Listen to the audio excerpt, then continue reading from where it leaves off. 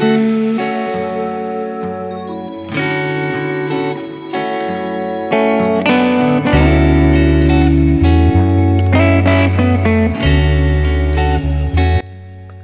Everyone, SP foods YouTube channel থেকে জানাই আপনাদেরকে স্বাগতম। তো চলুন দেখে আসি আমি বাসায় কিভাবে ফ্রেঞ্চ ফ্রাই করলাম। তো তার জন্য আমার 2টা আলু লাগবে। তো আমি 2টা আলু নিয়েছি বড় আকৃতির, সেগুলো সুন্দর করে স্লাইস করে কেটে নিব। তো আপনারাও সেমভাবে কাটতে পারেন। তো আমি তারপর আপনার সেগুলো পানি দিয়ে ভালো করে ধুয়ে নিব, যেন আলুর যে একটা কষ থাকে সেটা যেন রিমুভ হয়ে যায়। তো আমি একটু ভালো করে ধুয়ে নিব। তো ভালো করে ধোয়ার পর আমি একটা প্লেট নিয়ে নিব। তো ওই প্লেটের মধ্যে আপনার টিস্যু পেপার বিছিয়ে দিব। তো তারপরে আমি একটা একটা করে আলু ওইখানে ছড়িয়ে দিব।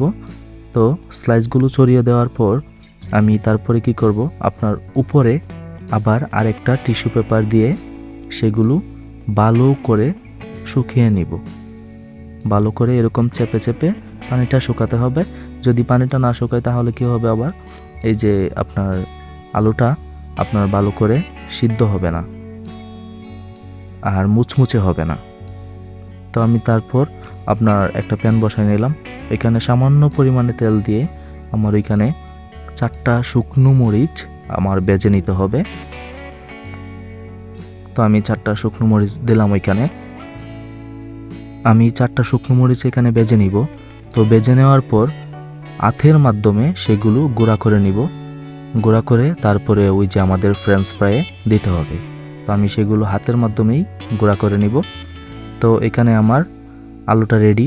তো এখানে আমি 2টা ডিম দিয়ে দিব, আপনারা চাইলে একটাও দিতে পারেন। তো আমি এখানে 2টা ডিম দিলাম। তো 2টা ডিম দেওয়ার পর আপনার এখানে আমি দিব 1 চা চামচ মরিচের গুঁড়া, তারপরে 1 চামচ আপনার ওই যে শুকনো মরিচের গুঁড়াটা, যে 4টা শুকনো মরিচ করছিলাম বাচ্ছিলাম, ওইগুলো আপনার হাতে গুঁড়া করে নিছি। তো তারপরে আমি ওইখানে দিয়ে দিব লবণ, তারপরে দিয়ে দিব 1 কাপ পরিমাণে ময়দা। তো তারপর আমি সেগুলো আপনার ভালো করে মাখিয়ে নিব। ভালো করে মাখাতে হবে, যদি ভালো করে না মাখাই তাহলে আবার একদিকে লাগবে একদিকে লাগবে না। তারপর আমি একটা প্যান বসাই নিব, ওইখানে আমি পরিমাণ মতো তেল ঢেলে দিব। তো সেখানে একটু বেশি তেল দেওয়ার চেষ্টা করবেন, তা না হলে আবার আপনার ফ্রেঞ্চ ফ্রাইগুলো আপনার ভাজাটা ঠিকভাবে হবে না, ডুবো তেলে ভাজতে হবে আর কি। তো আমি একটা একটা করে দিয়ে দিলাম সবগুলো, আপনারাও একটা একটা করে দিবেন। যদি সবগুলো একসাথে দিয়ে দেন তাহলে আবার আপনার জোড়া লেগে যাবে একটার সাথে একটা। তো দেখেন ভাজার কালারটা কত সুন্দর হয়ে আসতেছে আস্তে আস্তে। তো আমার ফ্রেঞ্চ ফ্রাইগুলো ভাজা কমপ্লিট প্রায়। তো আমি এখন নামাই ফেলবো একটা প্লেটের মাধ্যমে টিস্যু পেপার দিয়ে।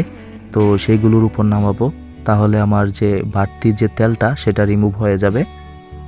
তো আমার ফ্রেঞ্চ ফ্রাই কমপ্লিট। আপনারা সেমভাবে বাসায় ট্রাই করে দেখতে পারেন, আশা করছি অনেক ভালো লাগবে।